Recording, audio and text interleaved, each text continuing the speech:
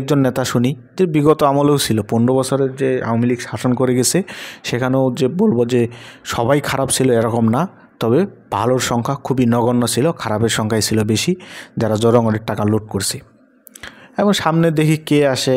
এবং আমি তো ভাবতেছিলাম যে এই যে ছাত্ররা দেশটাকে নতুনভাবে একটা স্বাধীন করলো, স্বাধীনতায় বলেন আর যেটাই বলেন, এটা আসলে মানে একটা প্রবাদ আছে যে স্বাধীনতা পাওয়ার চেয়ে রক্ষা করা কঠিন।